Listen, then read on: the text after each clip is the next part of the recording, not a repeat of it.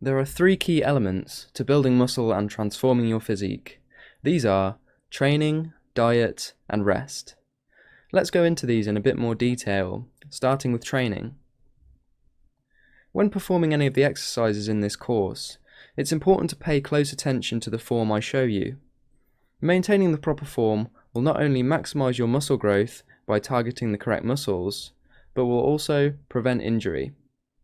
If you feel unsure that you're performing an exercise correctly, then do it in front of a mirror, or alternatively, record yourself, watch the footage back, and compare it to the form I show you. In the beginning stages of your bodyweight workout journey, be patient and allow yourself to become accustomed to the exercises. Don't push yourself too hard initially, just focus on achieving consistently good form. Now let's talk about repetitions, sets, and rest intervals. What are they? A repetition, or rep, is one completion of an exercise, such as a single push-up. A set is a group of repetitions performed sequentially. For example, if you can perform 5 pull-ups and no more, then you've performed one set. A rest interval is the time taken between sets to allow the muscles to recover. Rest intervals usually last between 30 seconds to 2 minutes, depending on your current fitness level. If you feel you need longer for your muscles to recover at first, then do so, and aim to lessen your rest interval over time. So what is the optimal amount of sets and reps for building muscle? As shown by many studies, 10 to 15 reps per set is considered the sweet spot for building muscle. Going beyond this is training your muscular endurance rather than muscle growth and strength. Endurance training is great for burning fat and working on cardiovascular fitness. However, it's not optimal for building muscle. Just observe long-distance runners compared to sprinters. The first group is very skinny and lean, whereas sprinters carry much more muscle mass. Therefore, when focusing on building muscle, you should aim to complete 10 to 15 reps in any given set.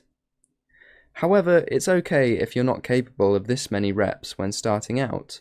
This is simply a target to aim for. All the exercises featured in this course can be adapted to suit a complete beginner.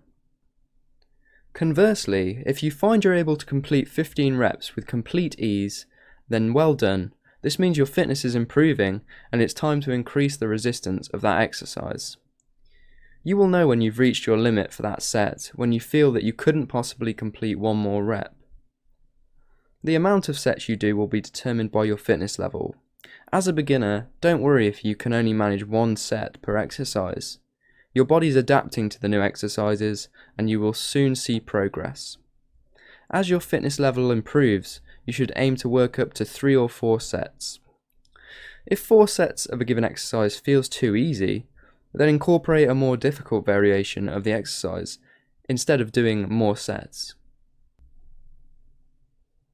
Progressive overload is an important principle for any fitness or body transformation.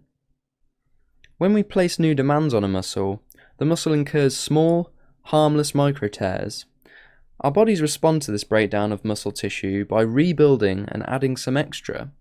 This process is known as muscle hypertrophy. Therefore, to make consistent gains in muscle size and strength, we must regularly present our muscles with new, more challenging stimuli to adapt to. So what variables can we change to make our workouts more challenging?